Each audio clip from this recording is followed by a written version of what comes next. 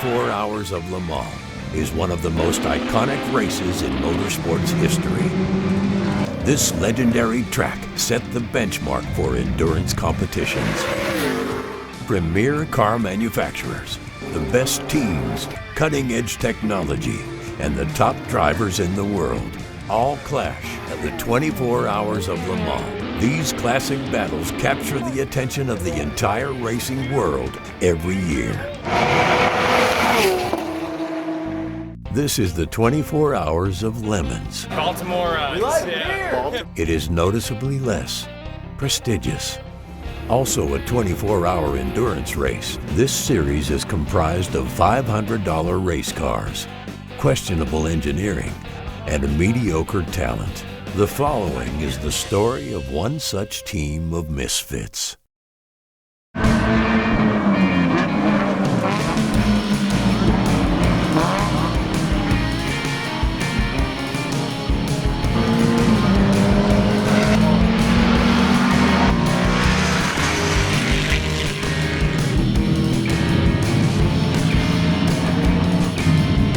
We were at Carolina Motorsports Park, CMP, in Kershaw, South Carolina for 24 Hours of Lemons.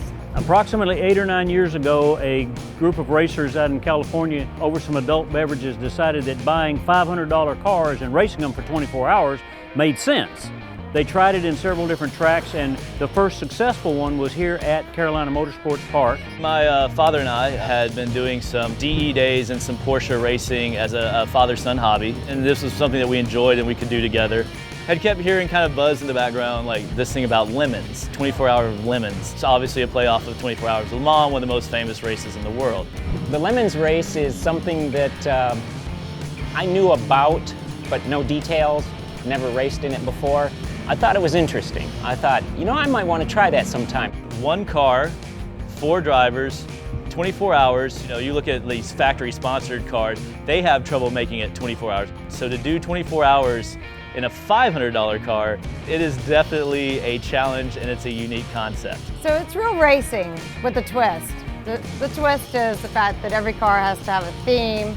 You try to get away with putting more into the car and bribing the judges. Safety equipment, the roll cages, the fire suits and all that are free. They're not part of it. But if you do anything to make the car faster or stronger or whatever, that's penalized against you. What we have here is a lot of nuts and bolts and bits and pieces that probably should have never been associated with each other that we're trying to drive for 24 hours. I think what appealed to both of us was sort of, this is the last of the nomadic group of people that travel the United States going track from track. You race on Saturday and Sunday, drive Monday, Tuesday to wherever, set up tent, you know, get your car set up, fix whatever broke last time, like get out there and experience life, and what a cool way to spend a weekend.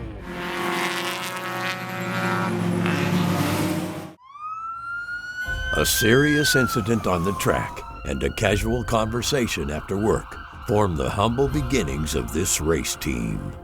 I was driving a Volvo and had a pretty bad wreck, I guess. Wasn't my fault, but I got turned sideways in the corner and T-boned, and they shut down the entire race for me. With the ambulance there and the police department, the fire department, and tow truck, finally got the car going and brought it in. And when I got in, being one of the only women out here driving, everybody anticipated me being, you know, scared or crying.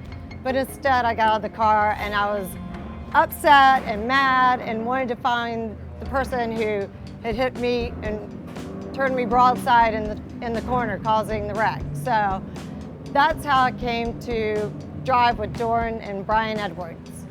The big secret to Lemons is a lot of these cars are not $500 cars, but this was a $500 car.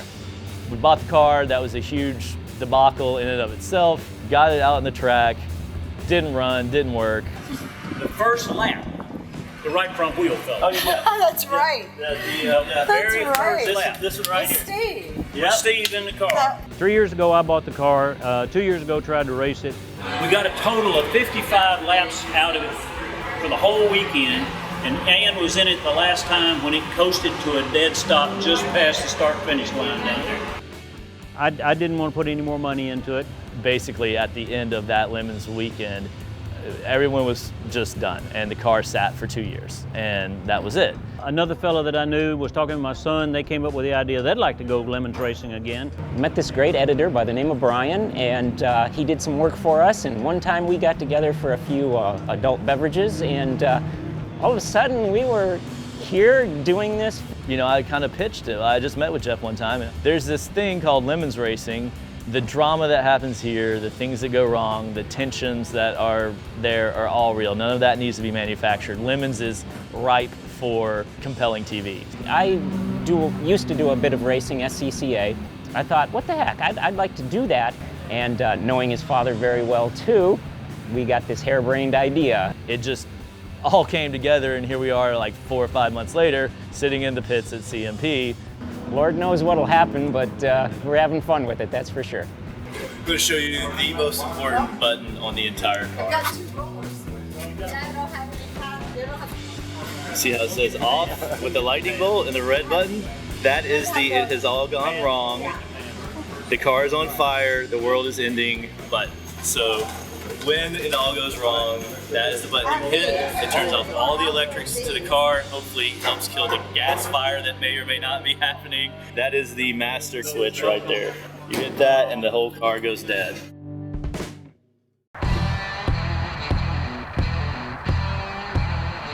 Ooh, look at that. Oh yeah. Lots of stuff around here. The hunt is on for a car, so the team owners visit a friend and car guru to get some advice. And an oil cooler in the fender also.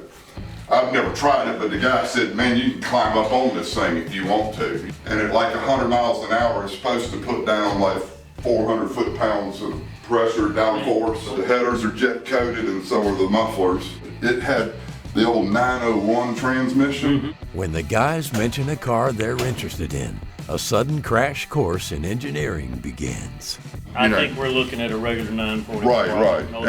And I'm not trying to talk you out of it, you know, it's just a whole different beast. If you're gonna track the car and all, you really need to take the oil pan off of it, drop the subframe. The number 2 rod drilling will be the one to give it. You don't have that valve shell set up, it'll shake. You have the head checking belts, every 3 years, every other toll available. You lose valves, it's just like you keeping up with all this? Yes. Yeah. Okay.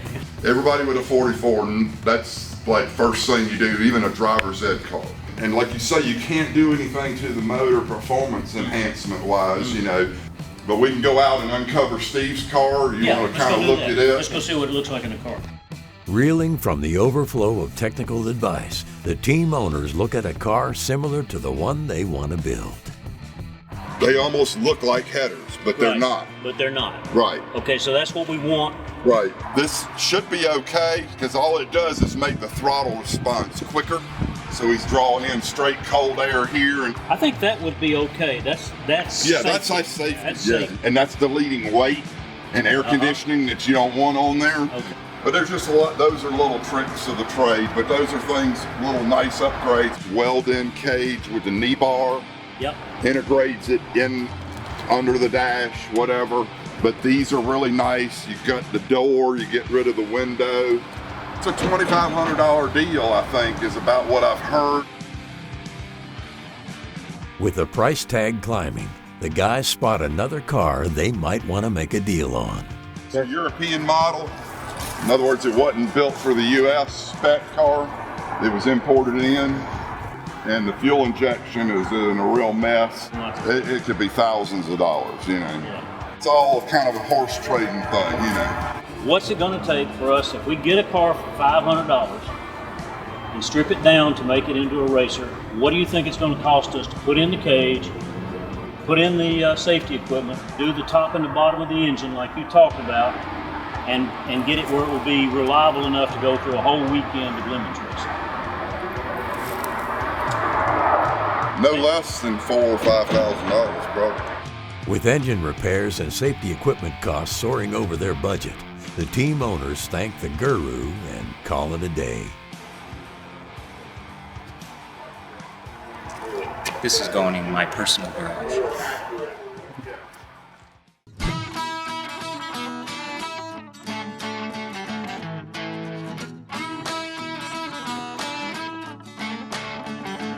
Armed with knowledge from the expert, the guys chase a hot lead on a Porsche 944 with a roll cage for only $500.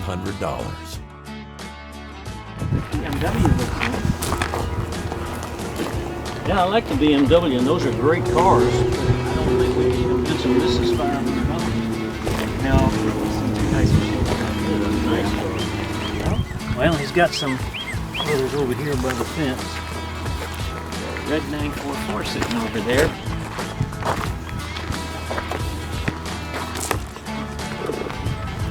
That one back there looks like okay, yeah, that does have the roll cage. Why the price is only $500 is soon apparent. The car is missing the entire front suspension.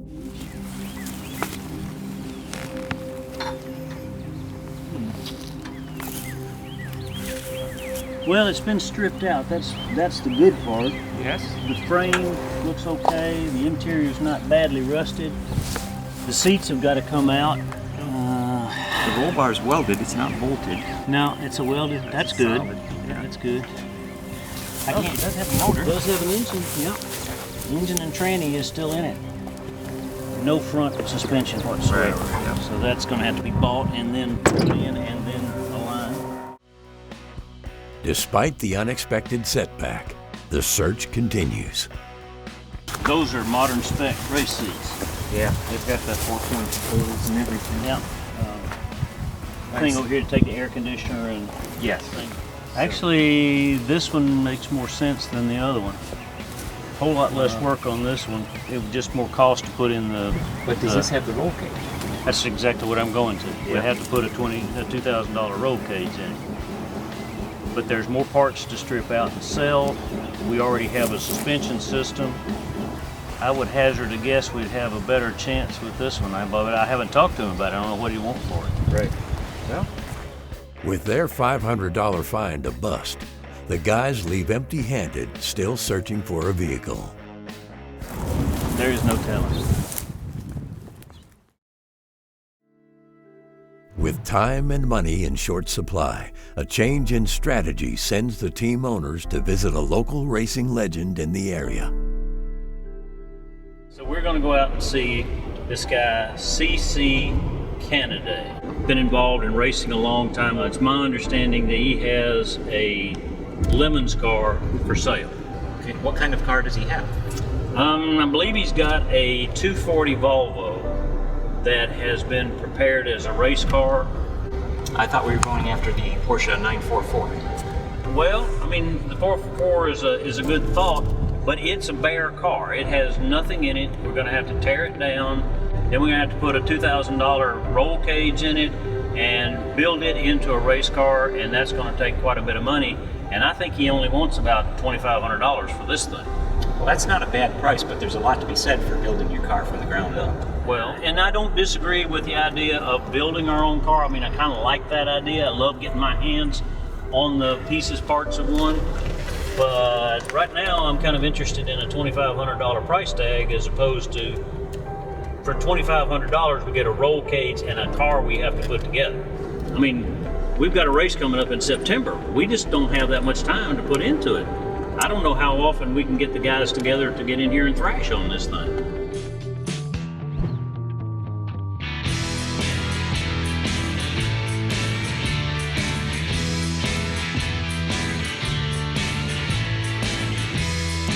Wrecked but still running, a familiar car emerges as a possible turnkey racer. You get in, dog. We went through the car totally before we ever did anything. It was set up to run the vintage SCCA. Oh, okay. Yes. You know, if you're running at Lemons, that you didn't pay more than $500 for the car, you got to have a bill of sale. That's what that baby is there. Oh, okay, cool. On a short track would be a top 10 car. On the long track, it's probably a top 20 car. You just got to stay out there. But this car wouldn't have as much top speed as some of the other cars. When you drive, I used to drive Lotus 7, but this car here, when it turns in just as good as a Lotus 7. There's almost no body lean. all the shocks, springs, all that stuff new. Okay. It's got a heavy duty radiator. Never had any heating problem. No heating problem. Good. Tension flares as the team owners debate strategy and which of the two cars is the best way forward for the coming race. I mean, let's get down to it. If we have the Volvo, and assuming it is as good as we've been told it is, we have a car that we can bring back within a few weeks, get the team together and actually put them on the track to drive. Give everybody some experience with it. With a 944, if we could get everybody together and work on the car, there's not going to be any time to practice. I still think it's a better car if we want to win. The Volvo, I'm not so sure it'll win. I'm not going to listen to that nonsense.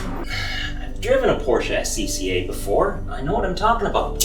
They're balanced, they're fast. It's faster, it's better balanced. As a race car, it's a better race car. As a Lemons car, it is nowhere near as prepared as that Volvo.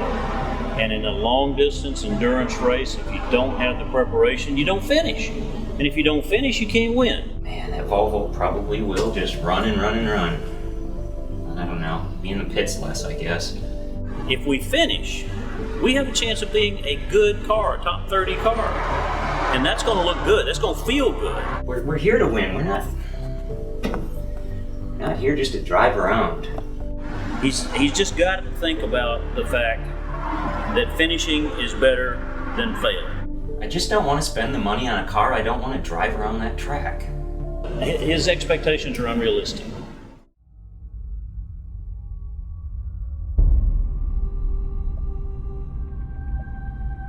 With little time or money to build or repair a car before race day, the team is forced to make a decision no one expected. We made a valiant effort to find a different car to race. There were too many problems, too many pieces, too many obstacles, and not enough time to put the car together, so we ended up with this one again. A sudden disappearance creates newfound problems for the struggling team. Without getting into too much detail, where the car was stored, the owner of that facility ended up having some personal problems, basically dropped off the face of the earth. We had to go and steal our car back from that facility. The guys ask a friend for a favor. We had to figure out how to get into his garage and steal our car back. Get you done at 9 o'clock. Perfect. All right, we will be there. Lucky. He knows who you are, man. All right, I appreciate that a great deal. We will make sure we take good care of them for them taking good care of us. Right, you check back with me later today, and then I will be glad to take it easy. All right. Thank you. Yes, sir. Thank you.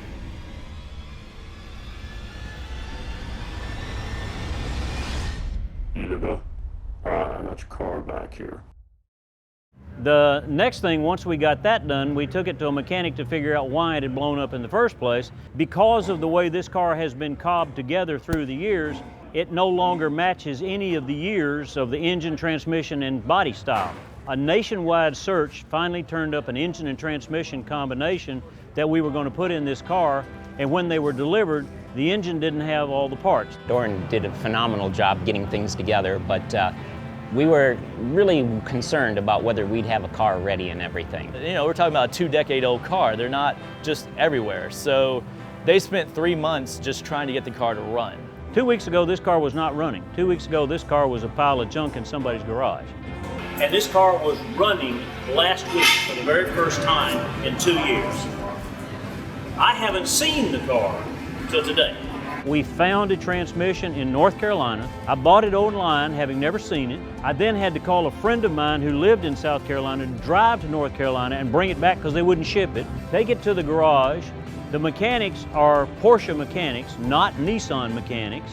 On their spare time, and very much so because of their generosity, we are here today. They built this car together. They fixed things I didn't even know was wrong with it, and we got here with a reliable vehicle. The simple fact that by Thursday, we had a car that was ready to be delivered, and as promised, very happy indeed. A lot of work. Point 1, steal your own car back. Point 2, car hasn't run in 2 years, didn't run great when it did. My dad pushed through, Jeff pushed through. Friday, when we showed up at CMP, the car was sitting in the pits. With sheer determination, calling in favors, and liberal crossing of palms with green, we were able to get a car here that we feel like is reliable for the weekend. I like basics. The steering wheel fits. When I put the key in the ignition, it starts. And so far, all the gears seem to be there. After a hectic month of preparation, the team assembles to finally go racing. It's quite a long ways, 10 or 12 hour drive, but the rest of the team did similar. Some of them flew from California. Our team is literally spread coast to coast. Getting to the track in and of itself is an effort. On Thursday, we gathered the team in Nashville, Tennessee, started driving here at approximately 4 o'clock, 4:30 in the afternoon. Huge traffic, huge construction, ended up arriving about 2:30 in the morning. The past 25 minutes, how far do you think we've gone? I'd say we've gone 3/4 of a mile. And what time do you think we'll get in the hotel tonight? I believe we will now be delayed until 1:23. You excited about getting that tomorrow and getting on the track all day? You know it. I might even just stay up all night. As mentioned, we got 8 hours of sleep in 3 hours. So we woke up pretty tired, but even with a couple cups of coffee, that still doesn't pick you up like walking into this garage and seeing that car sitting there. That's such a battle to get it here and ready to run. A lot of work and all of that, so real excitement there. No sleep, you're up, you're showered, you're getting breakfast, and you're at the track. So Friday, everyone starts out a little sluggish, but I cannot explain to you, and I think anybody that's ever done any racing with, when you get here and you get in the paddock and you see the car and you start feeling the environment around you, the adrenaline kicks in, you're fired up, ready to go. Friday morning, I was driving around the hotel motel and saw Brian and Doran and stopped the car and got out, had big hugs with everybody and high fives, and everybody's just ready to get out here and race. Ladies and gentlemen, check. Our village car is open. The team now faces the final and most serious hurdle in the process to go racing, the technical inspection of the car.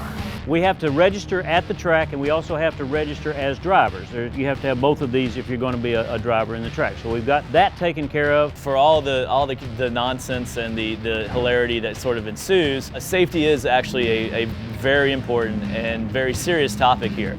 Belts, safety harnesses, roll cages, driver suits, all of that has to be teched.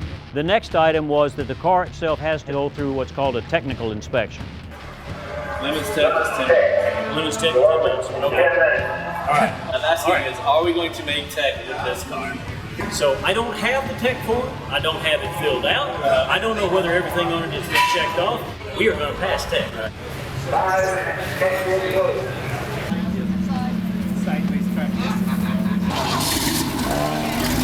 You have to get the jack out and do all that stuff. So I distracted you. Okay. Yep. So just check them all off. Just check them all off inside. Okay. Yep. Go, fingers crossed. Big moment, big moment. Up the tech. Form is filled out properly. Ready to go. Pass this, get the okay. We get our driver's armband, and then we're go on the track. Go play.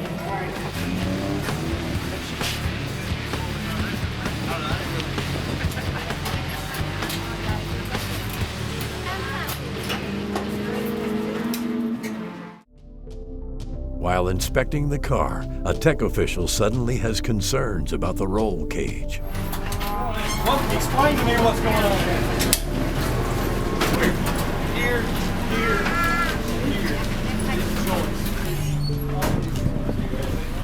All right, fix that fire extinguisher now.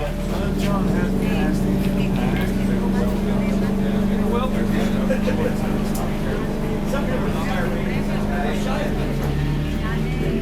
It's probably an old bolt.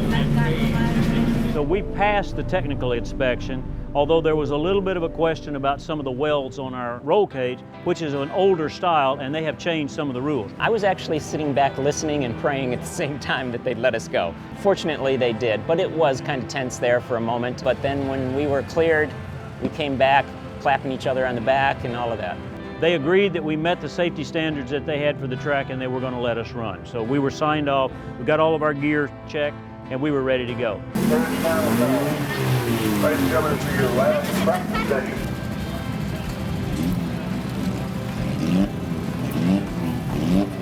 Yep, transponder.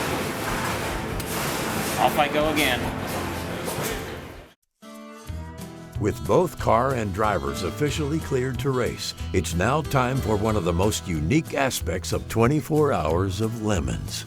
The theme of each car is part of the craziness of Lemons. Jeff has a, I think everyone would say, a very memorable mustache. Someone called me Pancho Villa once, so why not? We're going with this Pancho Villa theme, which turned into Bandoleros and Chihuahuas. So we're about to put a pristine, at least $50 paint job on this car, at least $50. So actually, because money counts, no, this is going to be like a $14 paint job, not gonna lie to you. Maybe, what we got, like 12 bucks for the whole thing, Jeff? I think so. 12 bucks, all right. So we have a $12 paint job. Okay.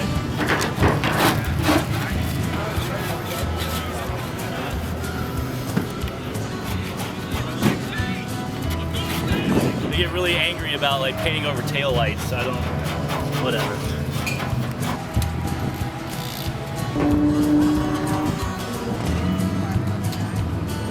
As you can see, the finest 20-minute paint job that a roller and 10 bucks of paint can buy. We have a red, white, and green car. Got the big mustache in honor of Jeff on the front. In all seriousness, this is probably the most precise thing I will do this entire weekend. Like, this will take me more time, and I'll pay more attention to it than probably any other kind of race prep that we get done. This has got to be right. So this is a key moment. This is actually very important.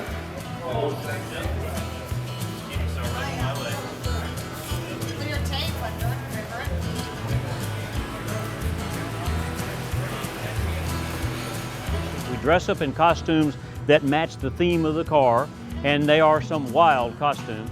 And yeah, we had, sombreros on and just having a lot of fun. Again, it sounds very simple, but everyone's fired up that the car works. That's a huge thing. We got the car painted, we're on point. Everything is working as it should right now, and the big thing is we're about to head to the parade.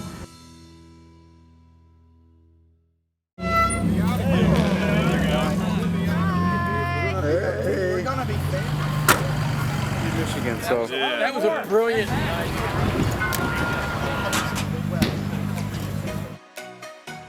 After grueling months of problems and disappointment, the drivers are ready to cut loose and enjoy the Lemons experience.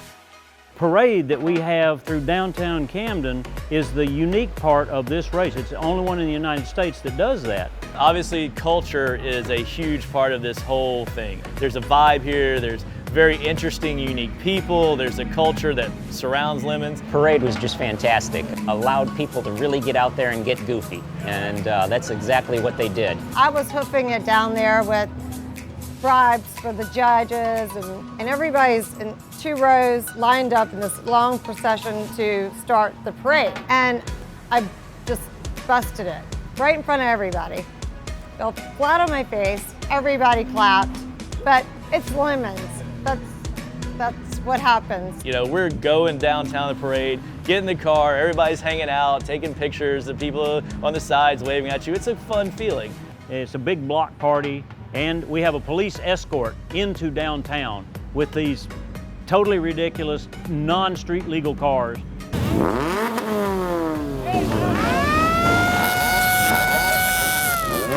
All of these cars that, completely like stripped out, not road legal, like crazy colors and designs are driving through very picturesque downtown Camden, loud and noisy and obnoxious. Camaraderie was just fantastic. You got to meet a bunch of other people in crazy costumes, get your picture taken, drinks were flowing, and it was just a lot of fun, and it was very different. I go to Formula One races, and sure, they have street parties, but this was much different because you're really involved in it. You're one of them all dressed up.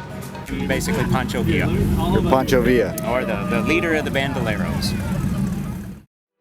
The party is in full swing, and it's time for teams to lie and bribe the judges to improve their chances for the race. They shut down the town, there's live music, and everybody's having a drink and having a good time. It's a fun, festive environment. And then they have what's called the BS inspection. And that's where you try to lie to the judges as to why your $50,000 race car is a $500 car. In our case, we had no problems at all convincing them this was a $500 car. I knew the BS inspection existed. I didn't know what to expect. I was told that people typically put a bottle of Jaeger in their car as a bribe in case something happens. Being that our theme was Mexican, I thought, well, I'm going for tequila. So I put a bottle of tequila underneath the hood, thinking that if anything goes wrong, this ought to get us past. You have to pop the hood, they look at your motor and go, okay, you're gonna be penalized 10 laps because that's obviously a built motor, or you've got a full like race suspension under your car, you're being penalized 6 laps. Well, that's where maybe there's a bottle of tequila or whiskey or Jaeger in the engine bay. The cars get bribed and people work out deals, and it's usually supposed to be fun. So yeah, we were all excited and just having a lot of fun, and then finally they got down to us and kind of put a damper on things. Right.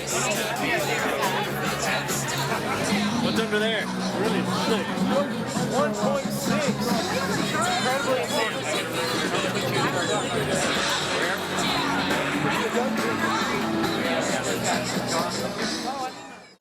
We actually are deficient one piece of the bar door over there. They're supposed to have 2 bars on that door, and we got 2 on this one. We don't have 2 on that one. So we have to get a welder and a piece of steel to put in there tonight.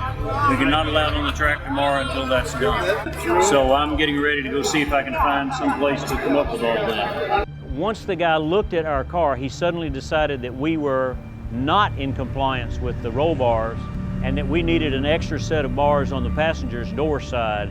An extra bar a little higher up for added protection, and they actually said we will not race unless that is fixed. And even that fine bottle of tequila did not allow us to race.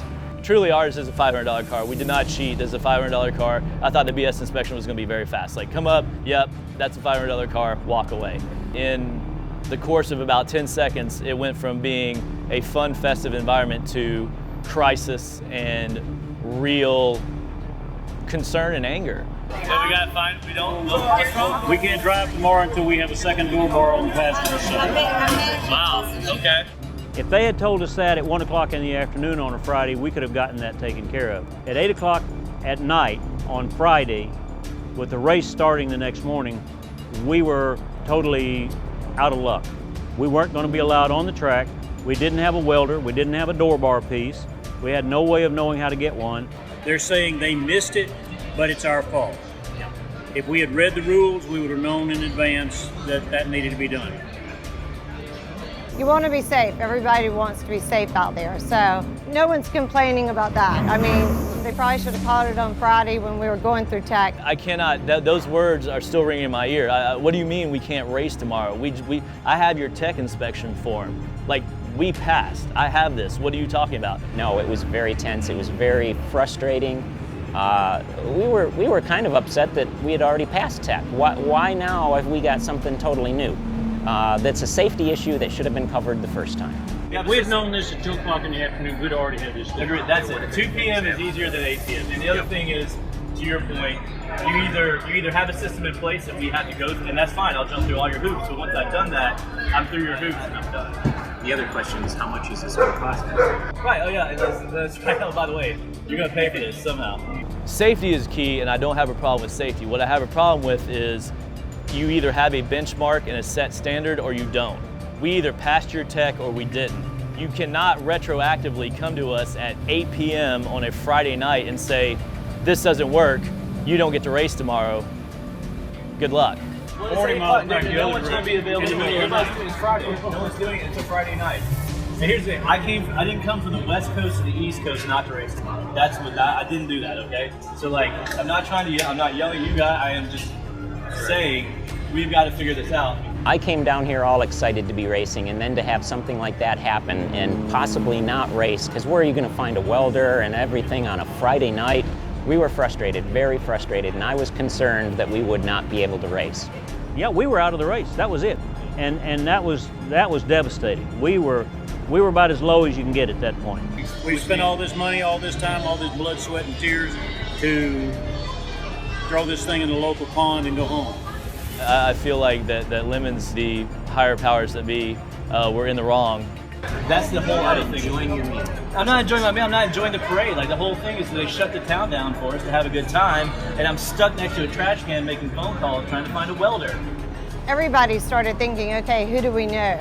Who has access? Who are the local people that know welders, or try to get this resolved as quickly as possible? Because of course we wanted to be able to start the race with everyone else. Hail Marys, calls, shots to the dark. Please shotgun this out. Please let people know we need a welder. We need it now. So we started asking around with the various racers and people that we knew. Basically had nothing by the end of the day. We were coming back to the track the next morning, scrounging for ways to get on the track.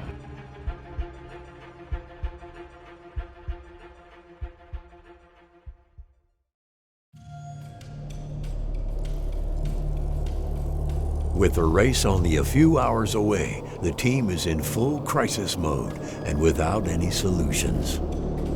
There's always the, never say die attitude, and Lemons is not unexpected that you have to put out fires the day of. Like, that happens. But this isn't a small fire to put out. This is a deal breaker. This is a rate limiting moment. So Saturday morning, honestly, I'm walking in trying to mentally prepare myself to that, that's it. Like, we're going home. A lot of concern, and a lot of worry about all the time and money we had invested in this, that it might not even happen. We may never not even leave the pits. I woke up Saturday morning with a random phone number on my phone with a single word beside it that said welder. So somebody had heard about our plight and offered their services. We got to the track owner said, oh, I know somebody just a mile up the road who can do that for you. Okay, great, glimmer of hope. My father and I had kind of a little back and forth for a moment where he was like, I don't want you taking the car on the road, and I was looking at the clock saying, we are running out of time.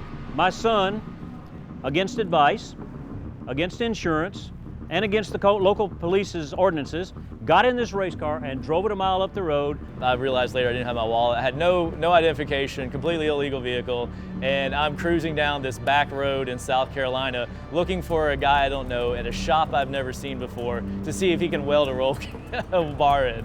Only to discover that the man is retired and is no longer doing welding, and the next closest one is 15 miles away. Well, I'm not going to drive 15 miles down the road in this car, so. I don't have a solution right now, and it's that quick. It can go from hero to zero that quickly, and I think that's what you love and hate about Lemons. It's just brutal. Come on, man. We seriously gotta go find. Time's of essence. Again, that roller coaster of like, hey, glimmer of hope. Nope, not gonna happen. So you drive back, hat in hand. Don't have that. As other teams begin heading to the track, this crew is desperate and facing the real possibility that they won't get to race at all. We have arrived now, we're at approximately 9:25. We do not have this car configured to go on the track. One of our team members, we call the Scrounger, had been going through the troops here and had come up with a couple of sources for a welder. She knows a lot of people, and she's very resourceful, and she's very personable, and she has no fear. So Ann is scouring the paddock. Well, guess what? I get back, and Ann has found a team that has tubing. I don't know much about working on a car, but I can source just about anything, and I'm not shy so I'll go up to anybody and ask them, hey, do you have this, do you have that? And as I passed one trailer, I saw some roll cage bars and sleeves in the back of the trailer. All right, another glimmer of hope. Still gotta get it welded on though. All right, well, Ann has found somebody that knows how to weld. I was just walking through, seeing who I might see who had welding equipment. Just started asking people, do you have a welder? Do you have welding equipment? And they were like, what do you need? I'm like, we need a welder, we need welding equipment, and we need the roll cage. So pretty much everything.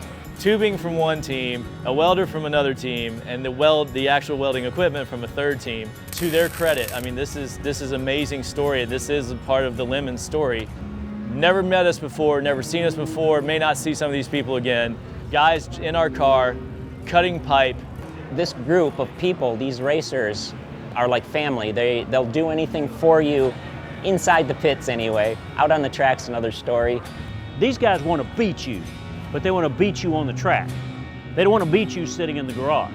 You know, remember, this is my competitor. They put my car on the track, I'm competing against them. They don't help us, that's one less competitor on the track. I've seen these guys' cars before, and I know that they're a good bunch of guys, but I don't know their names, don't know anything about them. Everybody here is willing to help. Part of the camaraderie here is one of the reasons that we keep doing this. Out on the track, there's no mercy given, there's no quarter, and I'm going to do everything I can to defeat you.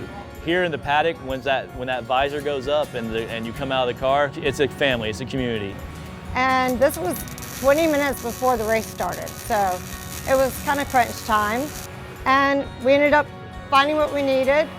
People were super helpful and got it in and got on the track. I want to say it was 9 minutes, 10 minutes later, he's got the bar in. The race has not yet started, but we have a bar in the car. Great people, they came through for us. We had a welder and a bar put in and passed inspection. They didn't charge us anything for it. We have a car that's ready to go on the track. We went from 0 to hero in an hour and a half. Cannot tell you the roller coaster of emotions in that hour and a half that we went through. Yeah, you're going from the lows to the highs real fast. Here we go, let's go racing.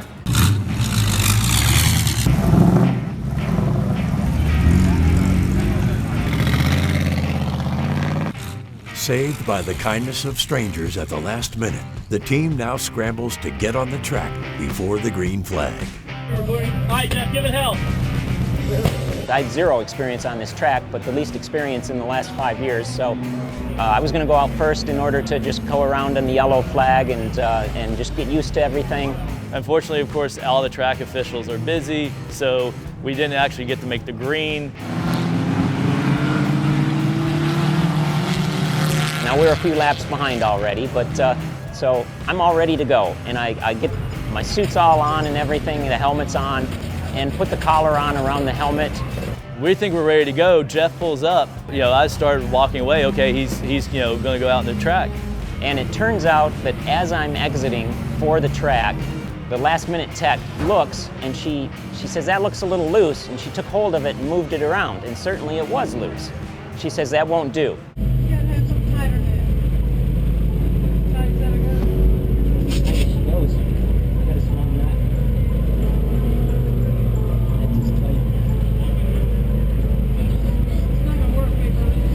I had to actually back up. And all of a sudden I see him start backing the car up. Okay, well that's not good. So I go running up. What's the issue? What's wrong? He's not they won't accept it. We don't have another deck today. What's she wanting? Dad. Which this is something I've never heard of before, and I asked other teams and no one has ever heard of this. But apparently the neck collar's too loose. So at this point in time, screw it. Brian ran to one of the vendors here and grabbed a collar. You know, I used to play a little sports, and I probably haven't run as fast as I ran since then. I go booking it to a vendor, grab the first neck brace that's smaller than the one. I just look at the neck brace I had, find one that's smaller than it, buy it, run back. Slapped it on me. First time he put it on there, I couldn't breathe. I think he was choking me a bit, so. Didn't even give Jeff the option, just tilted his head forward, stuck it on him. Go, go, go, go. Oh yeah, I like that. I kind of ended up loosening it a bit, but it was tight enough to get back out on the track, so. And out we went, and Jeff's on the track racing.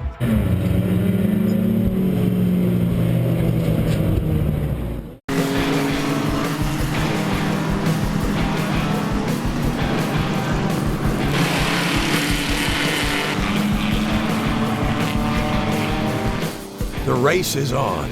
The team tests a strategy by putting the least experienced driver in first. It is close competition. It is real racing. There is a full adrenaline rush with this.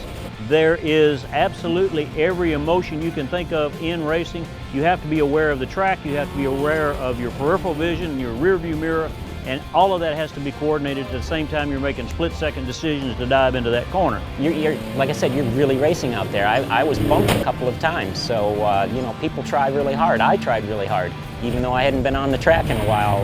You know, I let it all out. We started out with our newest driver who had no experience on this track, give him time to get used to the track, get used to the car, and by the end of that session, he was turning competitive laps. I'm used to a bit more powerful of a car. Because we were a bit slower, I was really cognizant of the traffic around me. I didn't want to hit anyone because that pulls both people off the track. I didn't want someone mad at me. I certainly didn't want to upset the rest of my team by being pulled off in the very first round. So I let people pass me, get on by, and I just did the best I could. I got some free laps in there where I could really learn the track. Eventually I did. I moved up a bit as far as my time, and I'm very proud that I was able to do that.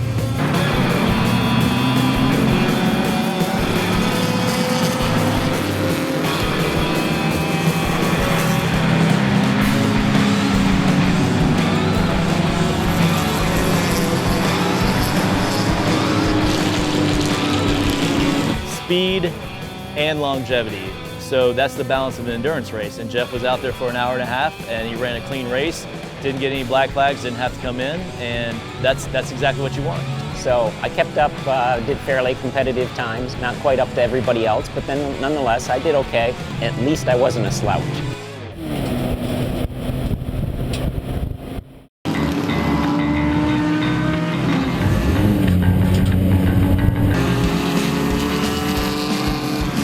A steady first run keeps the team competitive, but a complication in the pits costs the team time. Processing through an hour and a half later, our first driver comes in, we put the second one in, make that transition. I hadn't driven in 2 years, so I was a little bit rusty on getting the seatbelt and harness and all that sort of stuff. Yeah, we worked through all those, got comfortable with getting in and out of the car in like less than 10 seconds. So part of racing is strategy too. So one of those strategies we learned is that by having Ann, who's our shortest driver, needs to either go first or last, because then once we adjust the belts for the rest of us, those belts don't have to change because the three guys are about the same size. So there was a little bit of lost time getting Ann in. The driver change is new to me. I've jumped in and out of a car with a roll cage before, but that's been a long time, and I'm not in the same shape I used to be. To do it very quickly is not real easy, but you know, after watching the rest of the team who have the experience, I was able to do it very quickly and then help the next person get in. Being out there and learning, I've driven mainly at this track, so I'm pretty comfortable at this track. That's a big benefit.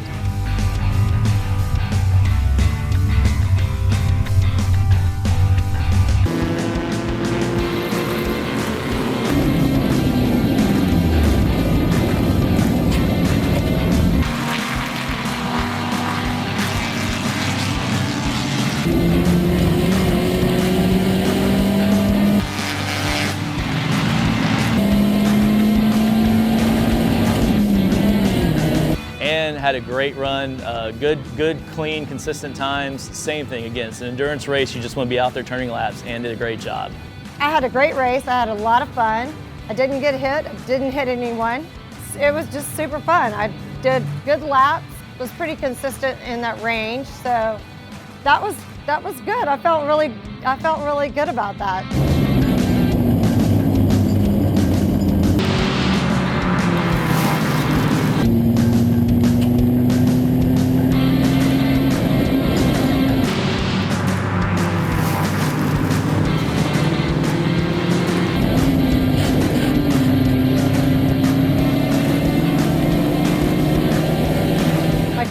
Didn't work. That was not so great, but so it was really, really hot. And there was one car out there, the guy was such a jerk. He blocked me through the carousel, just not everywhere I went.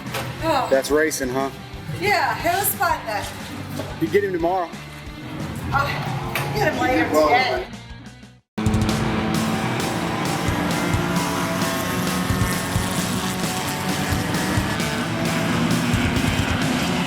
The race is in full swing, and the competition and cars are scorching hot as driver 3 begins his session.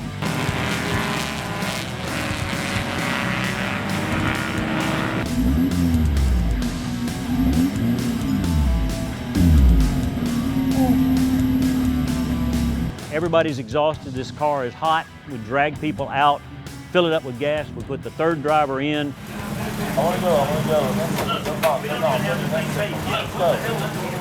Reservations, because I had seen this car before.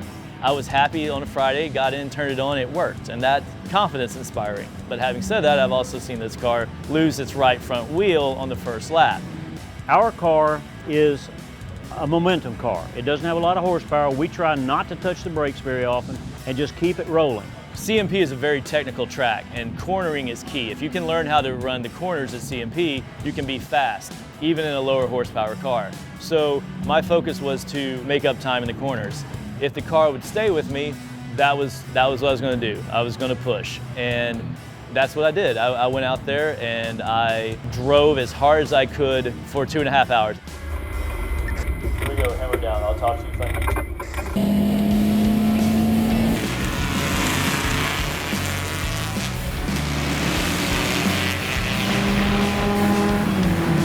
And then we get Brian in, who is just phenomenal. Definitely the best of the four of us by far. And he picks us up, so we're doing really well. I'm really happy.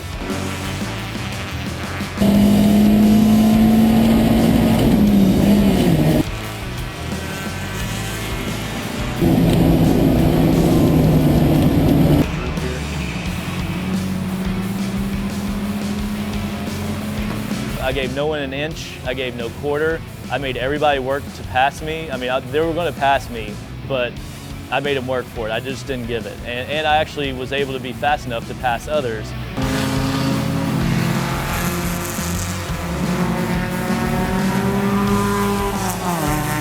Third driver is the most experienced one that we have on this track and the fastest. We moved up 20 spots in that one session that he was out. I was having a good run, and I came into 14, which is a very hard right-hand turn.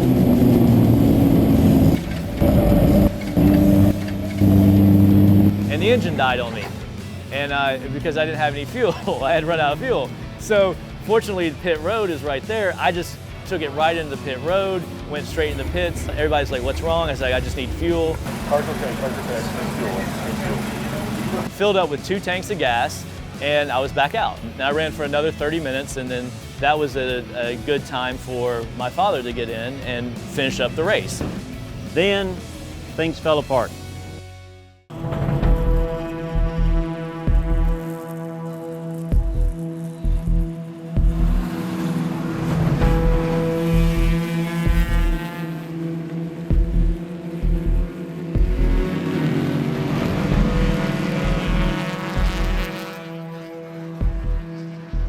After driver 3's successful run, the team's position is extremely competitive, but a serious issue could cost them dearly.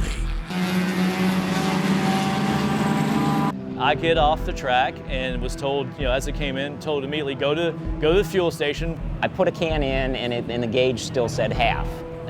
So I thought, okay, we can put some more in. I'm changing belts out and getting it ready for my father to get in and giving him, hey, the track, this is going on with the track, the brakes are good. All the technical driving things, we're talking about that, the fuel's going in. I went ahead and put some more in, and it started getting full. I could feel that it was getting full, so I stopped and pulled it out. And sure enough, as I pulled it out, a little spilled out. So I knew that probably it's right up there. Dad gets in the car, straps in, and goes out racing. So we thought.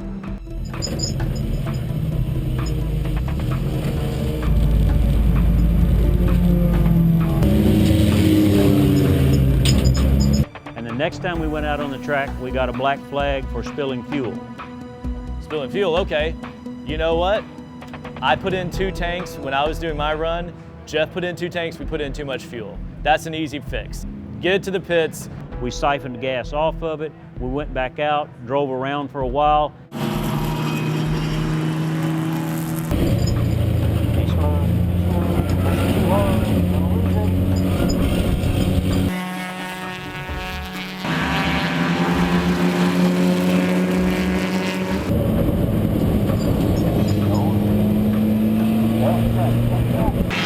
Guys are racing.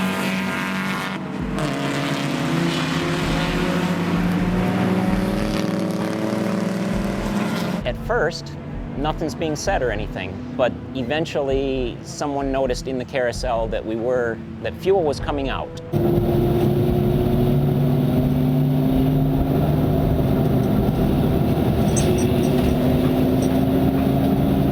Come back in this time, now it's getting serious because one of the rules is 3 black flags and you're out.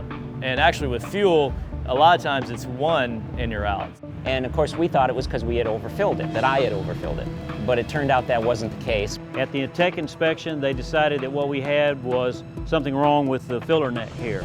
At this point in time, the situation was very serious. The judges were like, fix this, come back and show it to us, or you're trailered, you're done. We brought that back in, we spent an hour or so working on that, and with about 25 minutes left in the session for the day, we decided to go back out and try to get some laps in. I took the car out, I went around slowly the first couple of laps to let the fuel burn down a little bit more, make it clear all the pipes, and then I went for it. And we got black flagged the last lap.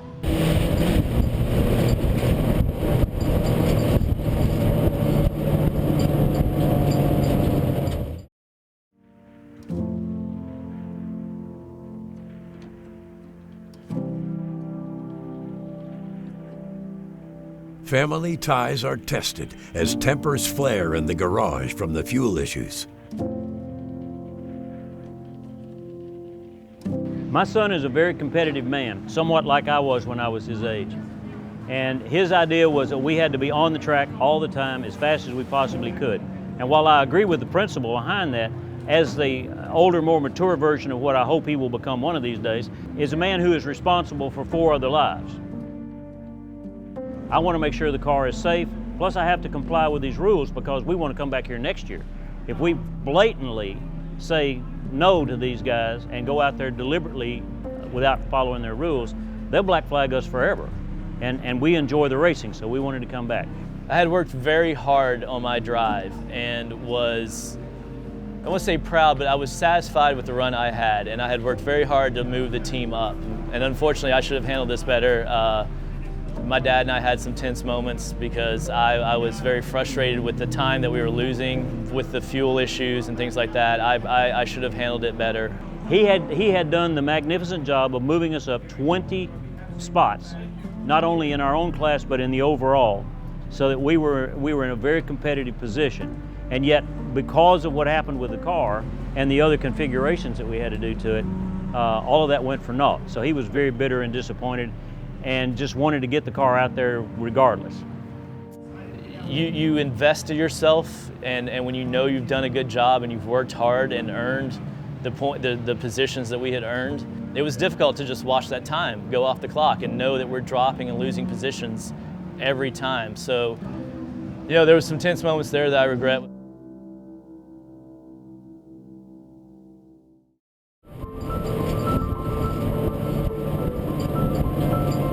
Checkered flag, good job, we're ready to go. It's a solid finish for day 1. I'll meet you in the pits.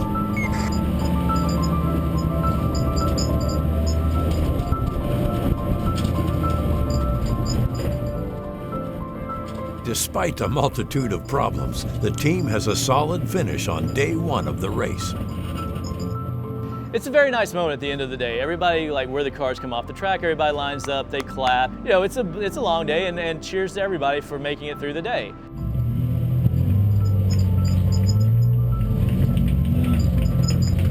So we're having that nice moment. Here comes our car. My dad and I high-fived each other, and you know, we're feeling good about life.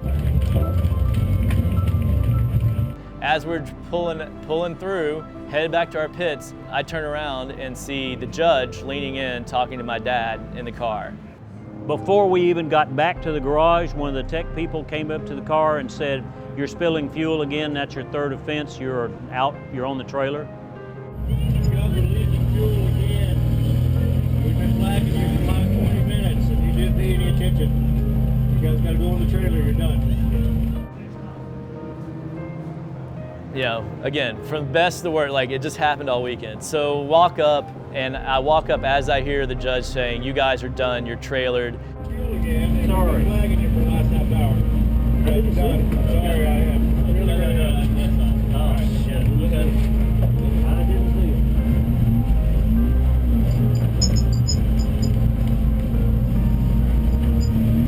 We came in excited off the track, clapping and having a good time. Come back to the garage and I tell the rest of the team, and they go from bouncing off the ceiling to just being in the basement.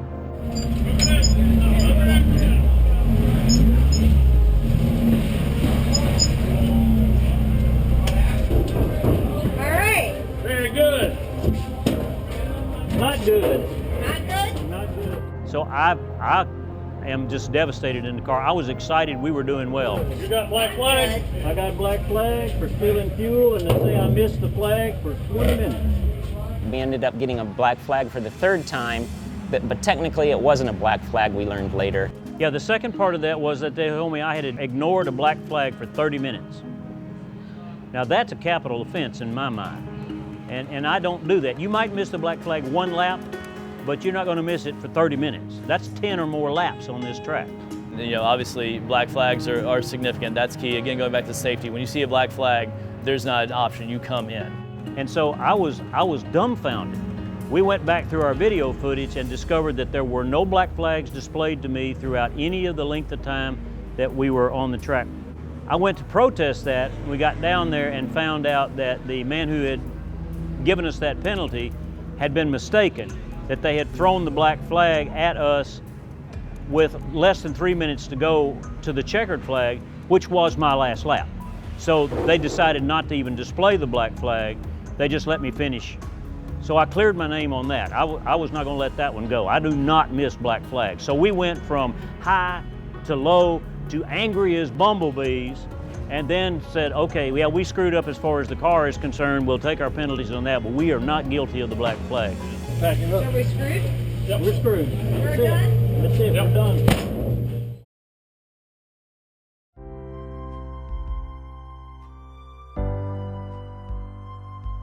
As the race continues into day 2, the team reflects on being disqualified. We had well over 100 cars start yesterday. I don't know how many are still running today, but the attrition is at least 50% by this time. And by the end of the day, if we have 30 or 35 cars still running, that would be an average field. We would have a very good opportunity to be highly placed in class and in overall. You know, we talked about it earlier in the interview, but I think it goes back to this is not manufactured drama. This is not made up storylines to make it more compelling. I mean, you saw people genuinely happy and genuinely despondent this weekend. Yeah, the end of Saturday was a real heartbreak because we really were doing well. And when we went out for dinner, you could tell everyone was really disappointed they'd not be running today. The mood was not great. We still smiled and everything like that. And it was very disappointing indeed. It sounds stupid, I know it's just racing and it's you know, crazy cars and stuff, but I mean, you know, you really do invest your time, money, blood, sweat, and tears legitimately into this. And to have it all go frustratingly wrong for you is kicking you while you're down, kind of. Well, when I got here this morning, I thought to myself, well, this is kind of like salt in the wound. You hate being here and not being out there. And especially knowing that there's no possibility of going out. It's not like we're in the pits working on a problem so we can get back out there. We're done. Cars running. This car could turn on right now and we could go run. I mean, they're out there behind us right now. We could run this car right now, but we can't because we've got a fuel thing we can't figure out and the judges have said you're done. I think we ran the gamut of emotions. So we ended on the high of all of our drivers making competitive laps, the car being steady, strong, and doing its thing all day long without a hiccup, and yet we're still out of the race.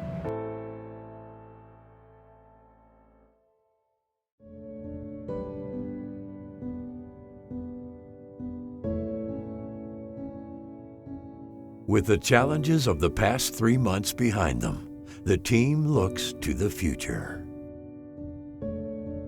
Yeah, disappointed, but you know, again, it's lemons, and that's what we do. You kind of get to know the cars and the people that are driving it. All the camaraderie is amazing. The people that are here that are so helpful. I don't know, I just love it. I mean, I just love it. I can't tell you exactly what it is, but I absolutely love it. This is lemons, this is racing. We have a car that is legitimately a $500 car. As a result, we have a part that we probably can get in a junkyard for about $2.50, that has us sitting here this weekend. That's what happens when you're trying to get a $500 car to drive for 24 hours as hard as you can drive it. Things break, things don't work. What is gratifying to me is that while the car was running well, it was a balanced car, it was competitive, our people were safe, and they were having fun. I'm good with that. But you know what, today we come in here and there are other people off too. It's the same situation. You know, that's Lemons Racing. It's a $500 car, and you're trying to get it to run for all that time at speed. I'm not disappointed one bit. I had just one heck of a time. I'm coming back next year and the year after that, and I'm gonna have a better car. We're gonna spend more time in making sure it's right. Absolutely, had a great time and wouldn't trade it for anything. I mean, I'm just so thankful that I have great friends that invite me to race with them. I can't tell you, I've been looking forward to being here ever since the last time I was here, which was 2 years ago. So hopefully it won't be that long next time. Again, the camaraderie that we have in this area, the teamwork that we got, the way this team pulled together, it's a very eclectic group that we have, and yet we come together in harmony on this car and on this venue that we're doing with Lemons, and that's very gratifying. I love that. You kind of collect your thoughts. You look at the bright side, which is, hey, we ran all day, very respectful numbers, ran consistently, the car worked. You're doing this because of the memories you're making. It's what we like to call the smiles per mile. The family, the community that you build out here is part of why you keep coming back. You love racing, you love going fast, you love pushing yourself, you love competing. You know, you're also doing it for your friends. It's to come see your friends. It's a reunion every time. So yeah, if I had a chance to do it again next weekend, I'd go through all of this again next weekend. So.